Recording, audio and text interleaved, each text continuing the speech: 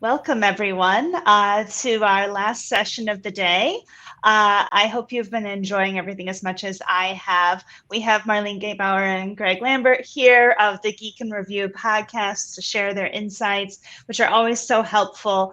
I know I use them to help consolidate my takeaways and really think about things. So, thank you in advance for everything that you do always and today, too. With that, Greg and Marlene, we had these great speakers throughout the day. We hit on AI and generative AI really well, I think. But the thing I keep hearing about is opportunity, right? And the positive impact of human engagement and contribution, right? So given that, how do you see this community of knowledge experts harnessing that opportunity today and into the future?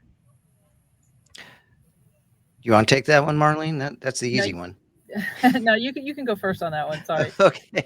Well, and I've said this for years. I mean, when we started, when we ran into issues in 2008 with the economy, and we were one of the first groups to get cut. I could probably go back from my Portland speech and almost verbatim use it again today, in that uncertainty breeds opportunity. It's just a matter of how you approach it and how willing you are to adapt to the change and kind of and take the lead on a lot of it. Um, and so and this is still sticking in my head. One of the sessions, we talked, uh, we kind of talked again. Is like, here we go again. Why are we always having to talk about our value? And that's because we're in a business that's not run by very good business people. And so when you hear phrases like, you can't cut your way to prosperity, but that's not how a lot of the folks that we work with and work for look at it. Is they when there's disruption, the first thing to do is say, well, what can we cut? So that's just kind of the nature of the beast. I mean, we just uh, as much as we look around and try to change the way that we're perceived. I think that's so somewhat so embedded and with the folks that we work with, that's very hard for us to change the mind of an industry. However, we're still here, and there's still opportunity, and this is one more opportunity, I think, and it's a great opportunity. It's almost like perfectly in our wheelhouse. So, Marlene, before I get myself into trouble, if I haven't already, I'll let you take over from Yeah, there. yeah. I mean, as I'm sort of listening to the sessions today, just in my own experience, I mean, I am seeing a trend and a good trend of the information professionals sort of being more involved in decision making, and sort of having a part to play in that. And I think a lot of our speakers today have really highlighted some of the ways that we can do that. So Michelle was talking about going through a SWOT analysis that basically realign the team to be liaisons, because that works better with the strategy. Anne was talking about branding in a way that made sense, for people to understand what you do. We've been talking about engagement and different ways that we can engage. Um, so I think all of this just suggests that there's definitely a lot of thought in our industry about how, both from information professional side of the table, as well as leadership side of the table, in terms of how how we can tap information experts in terms of making smart business decisions. Yeah, and so I wanted to kind of go through a couple of other things, unless and of course, if you guys have questions, please chime in.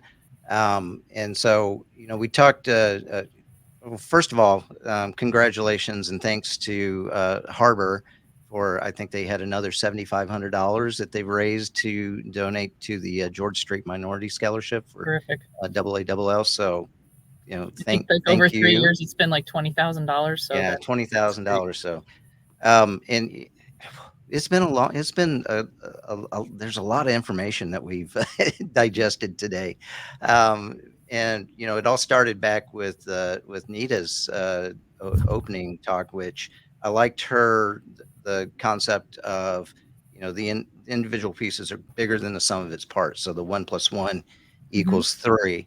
And of course her very personal story to share with us. And again, I think a lot of, and this goes not just for this community, but I think as society as a whole, is that Nina emphasized that the human connection is critical, and for us, it's as crucial as the AI mastery that we are working toward right now. And it's not to forget the human part of the equation. And I think it's one of the things that we as librarians, information professionals, do very well is building those human relationships, that emotional intelligence that thrives in this community.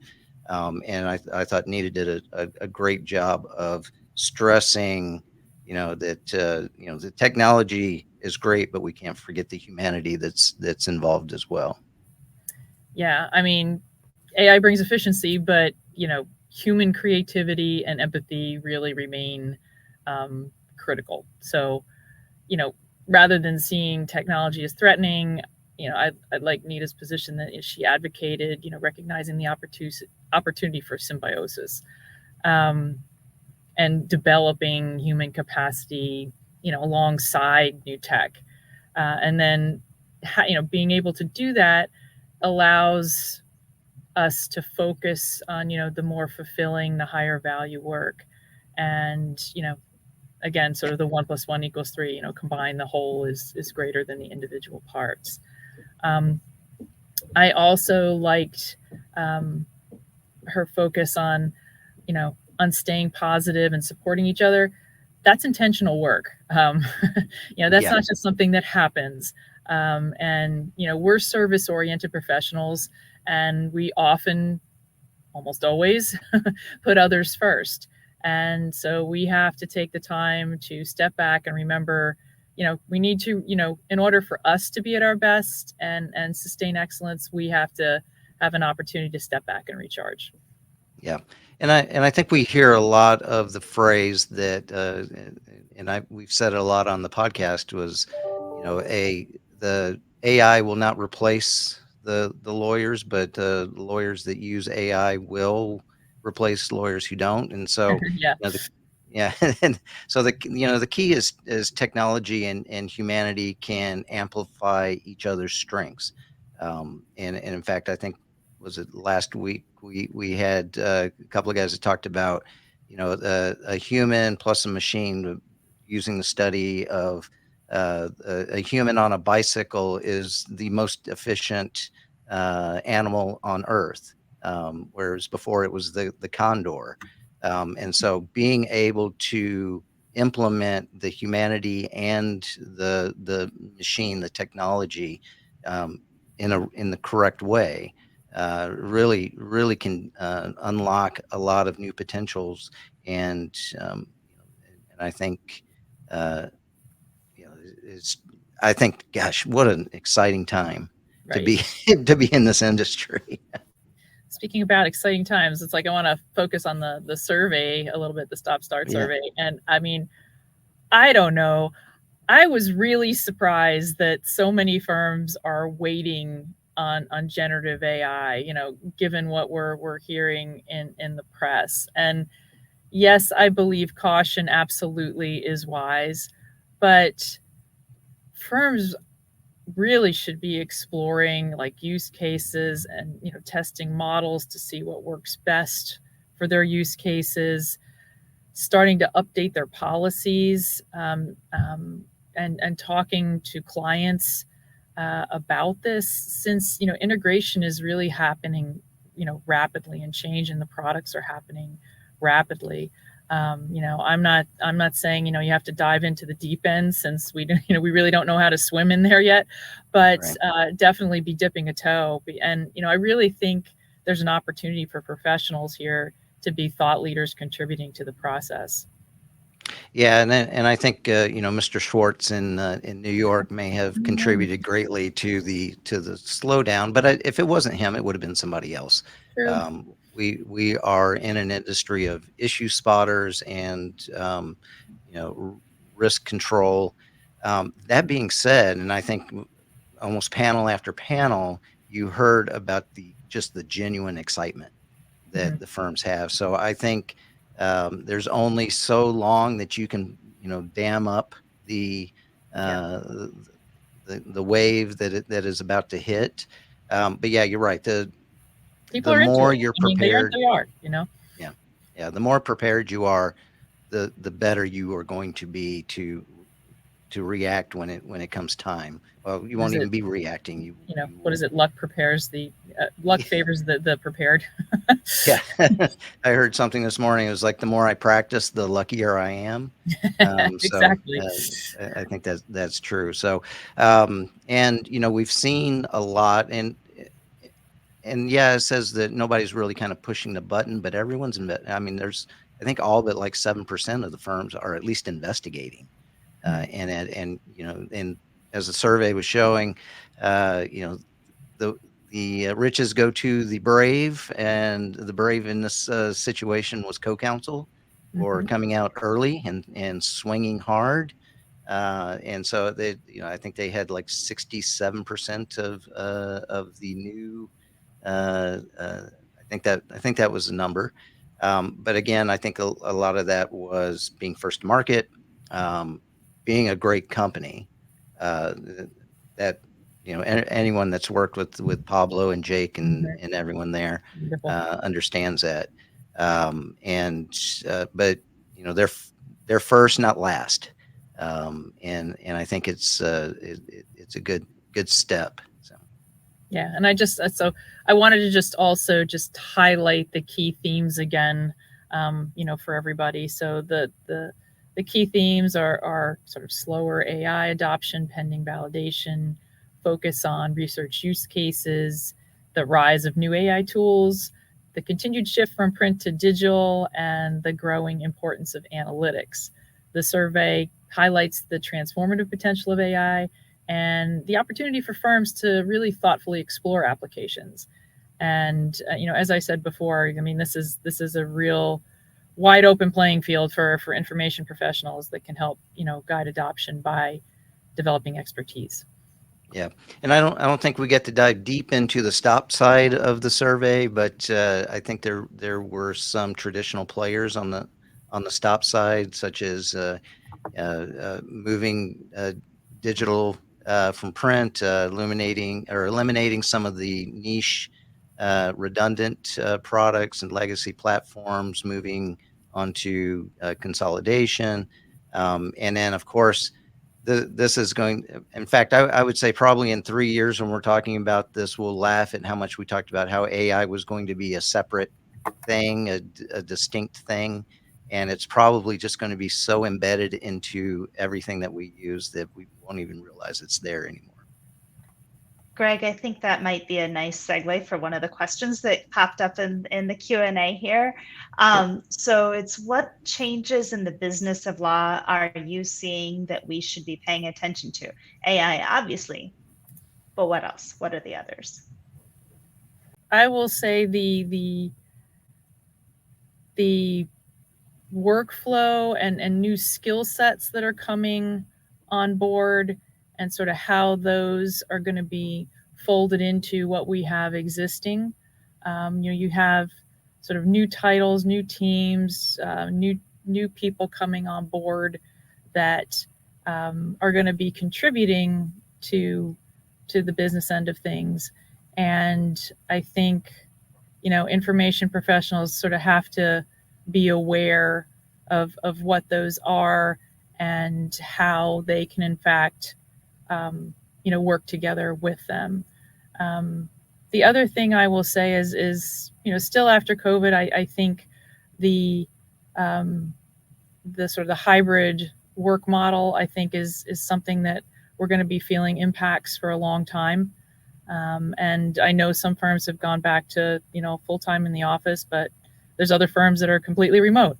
So I think that is going to be an area where we still have to keep an eye on in terms of, how, how our users interact with our tools, how we educate them on tools, in addition to how we educate them more broadly in terms of the practice of law. If I were listening to everyone, I would say, well, we're going to end the billable hour.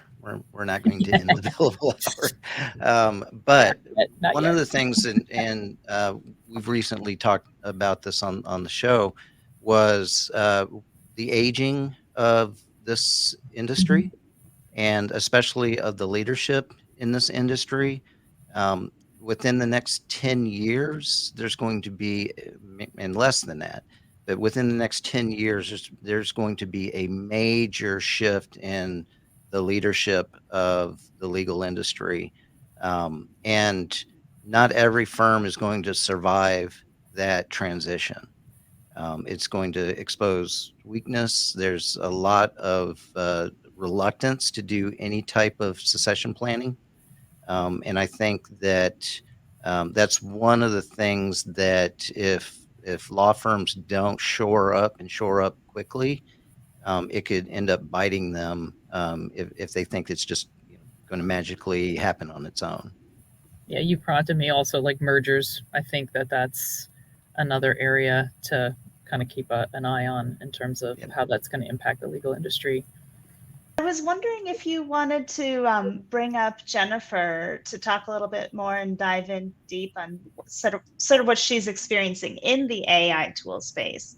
Are you all ready for Jennifer? Yeah. I can bring her on in just one moment. Jennifer's welcome just to take over. Really? All right. I always say yes to Greg and Marlene. I will not be taking over though.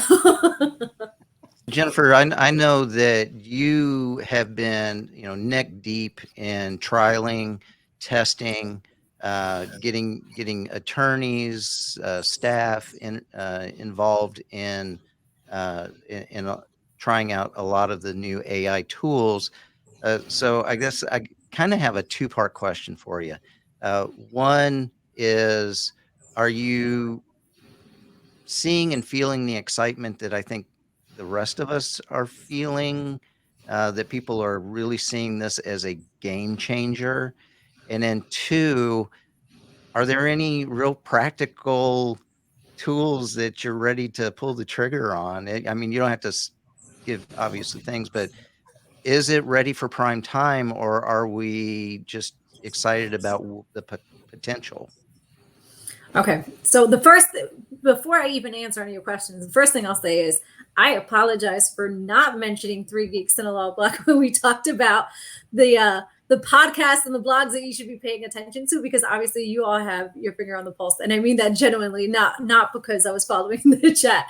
But as to your first question, I think there's a mix, right? And I think that's always been true around certain technologies or just change in general in the legal industry. I think a lot of people are excited. And then I think there are a lot of people that are terrified or just unsure. As we've all talked about, the legal industry in general is risk averse for obvious reasons. And so we have some folks that are approaching it with a lot more caution or hesitation than others. And then there are others that, we get emails on a regular basis because we did deploy co-counsel firm-wide saying, I wanted to do this. When can it do that? What about this thing? And so those people are really excited about it. And we get really excited to talk to those folks, just having a little bit of insider knowledge into some of the other skills that co-counsel will be deploying. Some skills that we thought, honestly, to talk to your other point, that we thought were ready for prime time, and co-counsel said, nope, not yet, not quite. It's not quite right. And we thought, even if it's not quite right, it's pretty close. It's really good.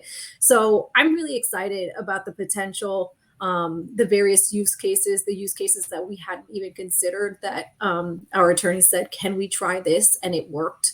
And then I think, there's so much progress in this space right now. So it feels like COVID in some ways, right?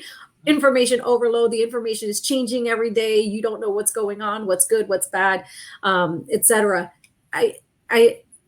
I'm seeing more and more, right? We know that GPT-4, for example, is not necessarily great at math, but there are some new large language models that are trained specifically for science and math and all these things. And I think DeepMind is one of the really incredible tools. So right now we're really focused on sort of the legal space, but the progress that I'm seeing in other areas, I think we'll be able to apply in legal at some point, right? When I think about math and I think about all of the stuff that our wage and hour team looks at, or even our immigration team, I mean, there's so many things that we can make a lot easier with good AI in that space. And so, there are some things that are ready for prime time, and I think we're seeing some of those skills right now, and then others that are not so great.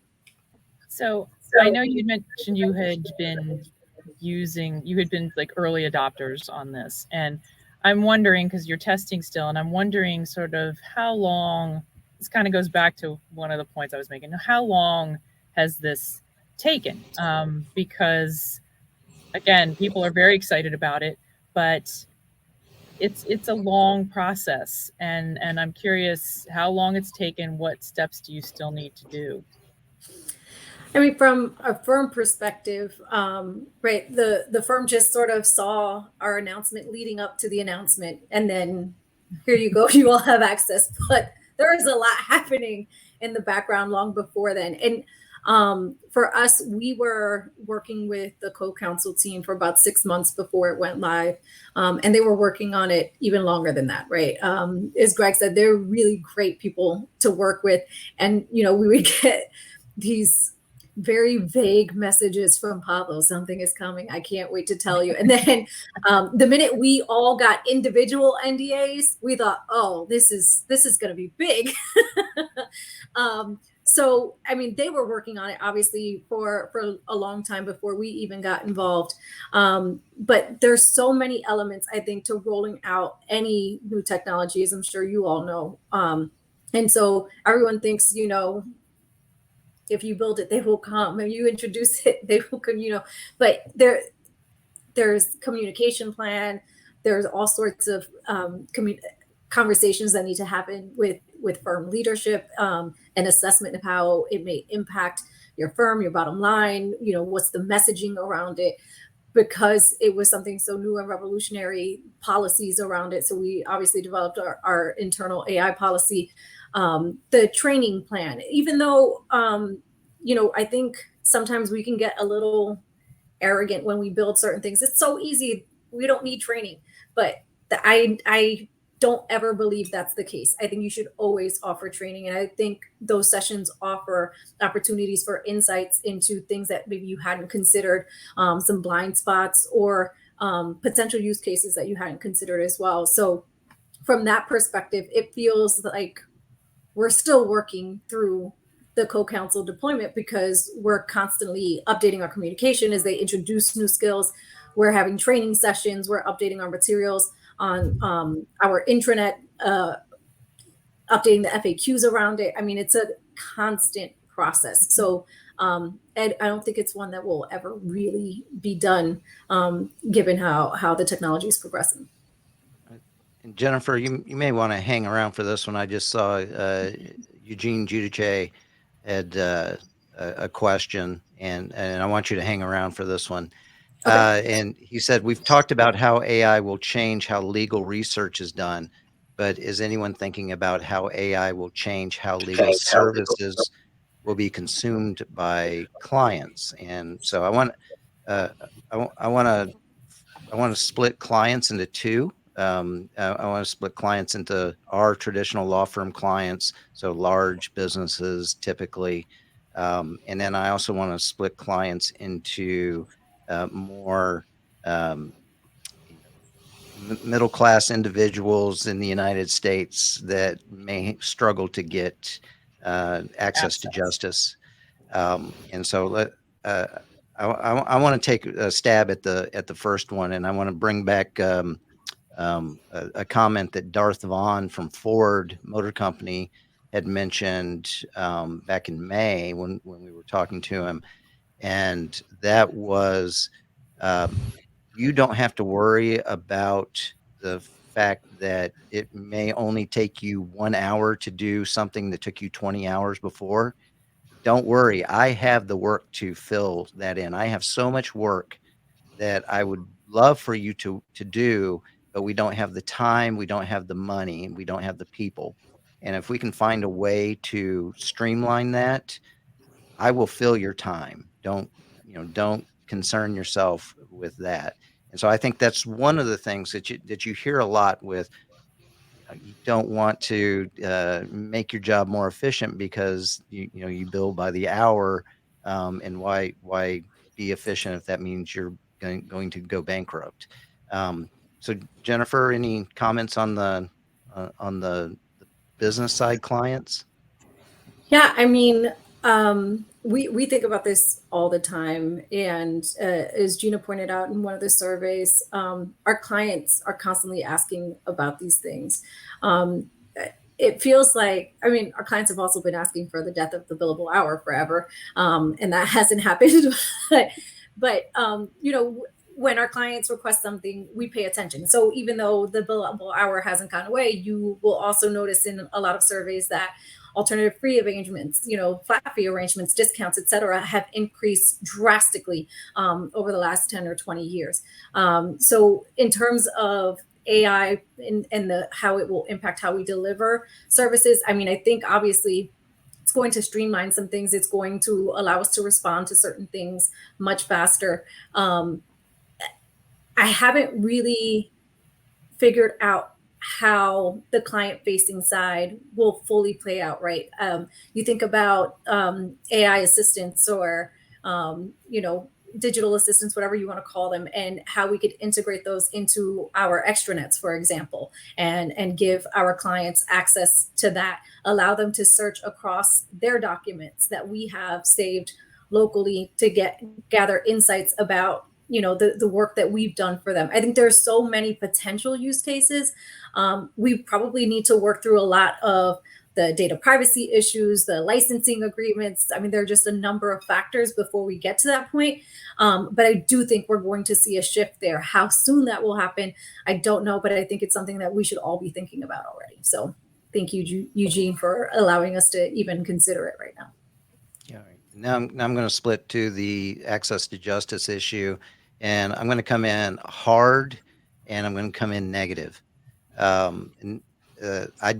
don't think that I think there's an outstanding opportunity to increase access to justice and to use tools like this to make an individual's ability to seek and receive the access to the courts that they need. And I think that we're not going to do it. I think we're going to fall again, mostly because that's not where the money is. And I think it's a shame. And I think this falls on everyone's shoulders. Again, Marlene may cut me off here. I think it also falls on the ABA. The ABA needs to step up and stop being as restrictive and protective. But I don't know if that's going to happen. So that's my view. Anyone have a sunshinier view? I would say sunshinier. Jennifer, Jennifer saying, is that a question? I will say I do think we will likely fall short. My hope is that the vendors that we're investing in will really stand up and shine in this area. So if you've looked at any, and obviously I say this with a hint of bias because I do really enjoy working with the Case Text team. But if you look at some of the co-counsel testimonials. There's one there from a nonprofit that was part of the beta and granted full access to co-counsel, and talks about just how much he was able to help people and to speed things up because they are understaffed and they don't have access to the resources that large law firms have. So my hope is that the vendors that are going to be really successful in this space and make a lot of money from it will bring some of those nonprofits in and allow them to gain access so that they can help the folks that need it the most. So I want to offer a little more sunshine and piggyback on what Jennifer said. We did have Kurt Meltzer on the podcast, and he talked about how technology companies should have these type of programs that give back, and that is actually a really good business strategy. So to piggyback on your comments, Jennifer, that yes, that is something that I hope tech firms will take to heart and understand that it's good business to do that, not just a good thing to do. The other thing is, you're seeing more in terms of firms doing pro bono that involves a technical solution, as opposed to generally representation. So that, I think, is also an opportunity for firms to explore. And, there's a whole realm of possibilities there in terms of developing relationships with, or even partnering with clients and technology firms to do this. So opportunities for deeper relationships with clients, with technology firms that they're interested in, and also, doing good. That's what I'm sticking with. Good. Well, thank you both for countering my negativity. I have another question for Jennifer, and more. It's a practical question. So you decided on co-counsel, and I'm curious to kind of understand in a deeper level, sort of what was the decision-making process in terms of the use cases, and why this one was the one that we were going to go with. And you touched on how now there's a bunch of new models now since then. Seems like one's coming out every day for different types of purposes. What are you seeing in terms of a strategy for firms in terms of, is it going to be one? Is it going to be multiple? What do you think? I do think that there will be multiple. I really think of this as I do the legal research space, right? There are plenty of firms that have both Lexis and Westlaw, and now a bunch of other tools as well. And I think for a long time, there were plenty of firms that, wanted to go the sole provider model. And some of them figured out that may not have worked for them, and went back to having multiple providers. And I think that's because obviously all of the underlying content, you've got corpuses of data that, belong exclusively to Lexis or to Westlaw or to a number of other players on the market. And while all of that stuff is still under lock and key, you're going to have a bunch of players on the market. I also think that as we've talked a little bit about, it's just going to be embedded in the technology in the future. And we're not even going to be thinking about it so much anymore as a separate thing. It's just going to be a feature of our tools, right? We never really talk about natural language processing or machine learning anymore, but all of those things are just a natural part of the tools that we use every day, whether that's Lexis or Westlaw or Google or Amazon, right? It tells you what you want to buy because there's AI in there that knows what you want to buy based on your history and all that kind of stuff. So I think it's just going to be sort of just another natural element. And because of that, there are going to be various models that are baked into different tools, and you won't even think about purchasing it separately. We have another question in the chat. And we also, I think, wanted to bring Karen Whitney back onto the stage as well, kind of on her perspective on the adoption might be interesting here too.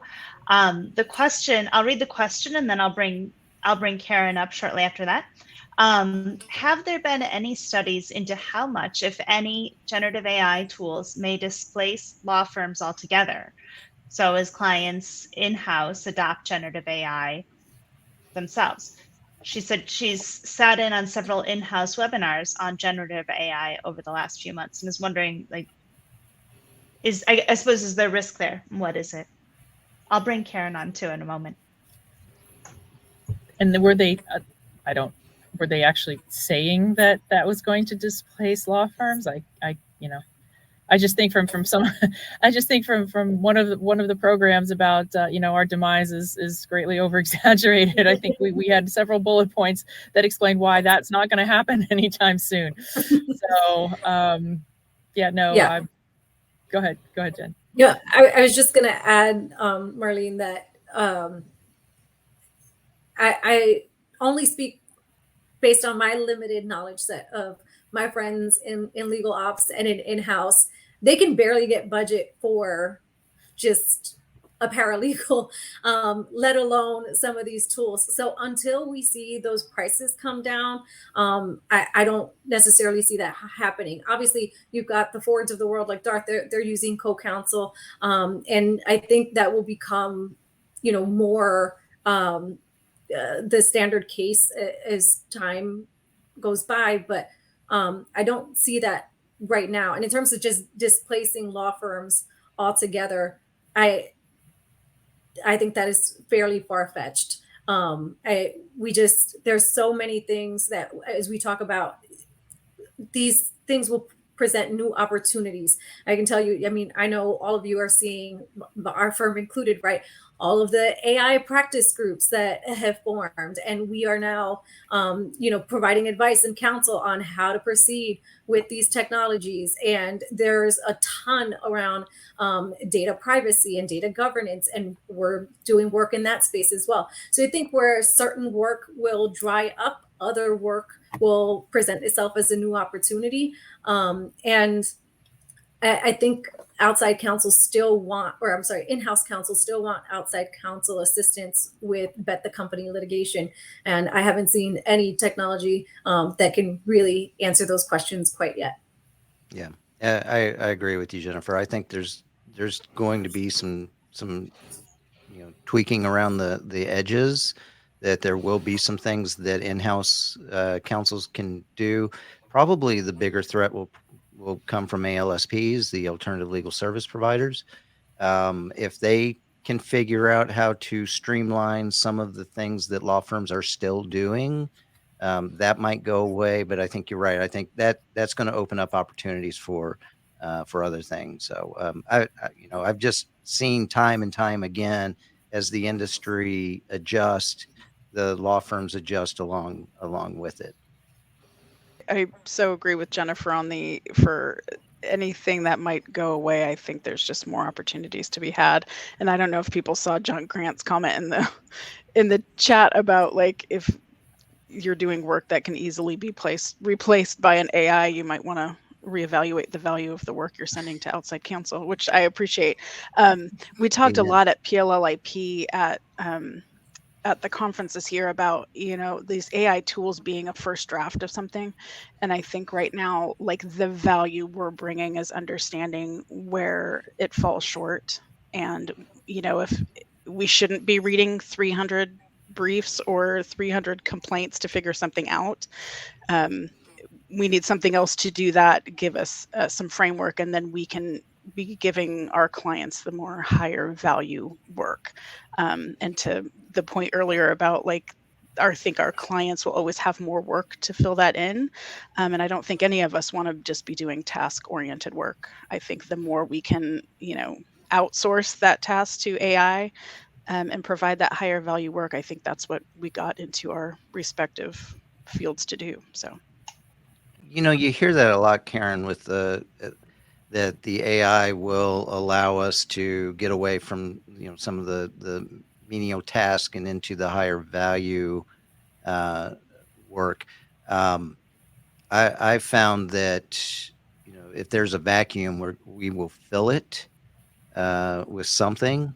How would you go about kind of making sure that we're not just taking getting rid of one low value work and then filling it in with other low value work? I mean, it seems like we need to be very methodical and have a strategy on how we're going to do that. Is that something that you've thought about? I think so. And I think it's important that, as we're talking about building these relationships and having a seat at the table, I think it's also important that we're very proactive about how we approach this. In our library, we've had to, we always have more work than we can do in any day. So we have started saying to our attorneys, we cannot do this, finding addresses or something that has to go to someone else. We're going to be doing this higher level research. And so I think setting those expectations at the onset not only help us from filling the void with, just filling up our day, but also advertises that higher level work to the attorneys so that they know, oh, that's right, I could ask the librarians to help me with that. Our research team can help do this other, work that we can't get to. So I think, to your point, I think we have to be very purposeful about what we're doing and understanding what the AI can help with, what our value is, and then sell that value so that we're filling that void with more valuable work. And I think that comes from setting boundaries with the people asking you questions and the work you're choosing to have your team do. And I have a question. And I'll throw both out to Karen and Jennifer, because we're talking about, having them understand the value. Like how are you thinking in terms of getting them to engage? Now, I don't know, maybe they're like really into it and they're like, you don't have to worry about it for Gen AI, but given what we're hearing, some people are saying, there's still some fears out there, like this is going to replace us, or, what about hallucinations, or can I trust these citations? All of those things that we know about, that where, AI, Gen AI has some issues. How do we get them to engage, in a way where we can say, okay, this product is bringing us value? Yeah, I don't know about Jennifer, but we're having to turn attorneys away from, like, we get so many requests for, I want to do this, let's try this in there, and it's great. I do think that getting in front of them, if there's ever a time to sort of push we want to come to your practice group meeting, we want to help you solve problems, we want to work with you to create learning plans around this stuff, I think anything we can do to be proactive it sort of gets out ahead of it. So I think for us, it's been a matter of, we have so many people who are interested in it that we need to just filter them in a productive way, I guess. So, and for us, like I said, we were at the table at the beginning to say, this is what I think the training program should be. This should be requirements. Our problem is not how to get them to engage, it's to get them to realize the parameters around what it can and can't do. You don't want to be the librarian. It's like, no, can't do that. Right. I know you want to be like, yes, let's try it, but also here's some things to watch out for. Be aware. Yeah, exactly. We got a couple more minutes. I did want to kind of talk a little bit on Catherine Henderson's question, which was kind of addressed it a little bit in the last couple of comments. And that is following up on Greg's comments on not to worry, there's more work to do. How do you see this playing out in the libraries? And one of my thoughts, and I'll turn it over and let you guys conclude, is we almost need to find ways to automate processes that we're doing that's sucking up our time, and almost in a way create something similar to what we call passive income. We need some kind of passive projects that are going on that answer a need, or are able to actually answer a need that's unfulfilled now, but one that's kind of the Ron Popeil set it and forget it kind of thing. So where you set it up once, it's automated, whether it's a chat bot or an automated feed or something that's going on. I think there's great opportunity to do things that either we didn't have the time or people or money to do, and now we can set that up. So I think those are opportunities that are out there. Yeah, I agree wholeheartedly with that, Greg. I mean, I am a big fan of automation. Some people argue it's lazy. I call it efficient. Um, but the idea, right, even beyond generative AI, using RPA, and we haven't talked about RPA in a little while ever since this wave, but I think it was Fenwick and West that did a presentation where they were using RPA, UiPath specifically, to automate a bunch of processes in different operational departments in the firm. And in the first year, they saw their return on investment was like, we saved the firm $1 million on routine tasks that could just be automated. And those people can now focus on high level work. And I think it's important to keep all those things in mind, whether it's RPA, whether it's document automation, whether it's generative AI.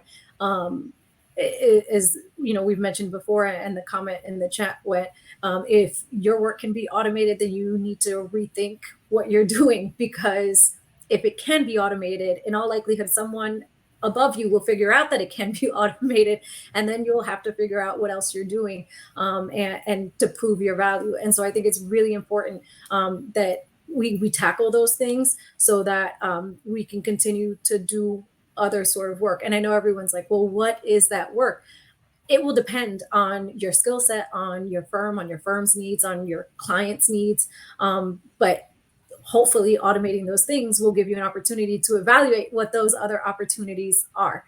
We automated what we call our NCFI, our new case filing intelligence system. And now we automatically send out notifications to attorneys when their clients or even their potential clients are sued or listed in an LRB filing or a PAGA filing, et cetera. And that was work that was being manually done. We still have that entire team that was doing that work. And now we've been able to prove, in the first 6 months since rolling this out, we got over 50 new matters based exclusively on the notifications that we sent out automatically. And that resulted in hundreds of thousands of dollars of revenue for the firm. So automation is not a bad thing. It doesn't have to be scary, and it can be one of those things where you can demonstrate your value. Great. Well, Jennifer, Karen, thanks for stepping up. I know we're out of time, so thank you, Joanne and Colleen, for letting us talk. Both.